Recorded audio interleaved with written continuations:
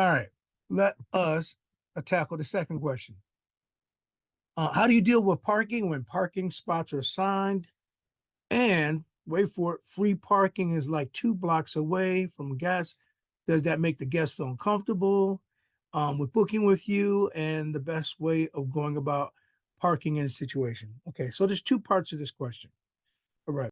First part is, should you acquire a property where parking as is at a premium? And my short answer is it depends. Um, if the numbers work, then they work. Absolutely never, never acquired something and you things have to work out. Remember, it's 40% occupancy that we're looking at, right? If things have to work out 50%, 60%, 70% of the time, 80% of the time, just to for the numbers to work, don't do it.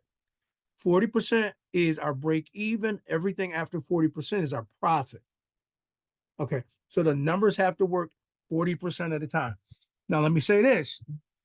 If the numbers work and we have this parking situation, our experience tells us that looking back, 50% of our guests are, using their own transportation, but 50% are not. They're using Uber, or something else. A friend is assisting them from work. So, that in and of itself, the inconvenience of the parking shouldn't be your basis for making a decision. So now what you can do, the second part of the question is, will this make the guest uncomfortable? Yes, if they're not aware of it. So if you can accurately communicate what's going on in your listing on the front end, so there's a level of transparency and you can kind of come back to it, it will help you. Now, what's the best way of doing that? I would recommend that you just kind of put down a rough draft of whatever you're thinking about, like I do all of the time, and then put it through Chat GPT, and prompt rewrite for clarity or rewrite for professional friendly tone for Airbnb guests, or rewrite so that guests feel safe and comfortable in this situation where there's limited parking.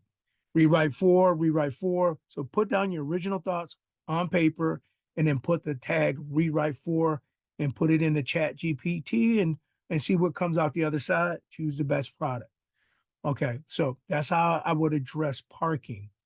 The final question, and I think I went in reverse, but if you have two places that you're looking at and they're in close proximity to one another, will they compete against each other for bookings?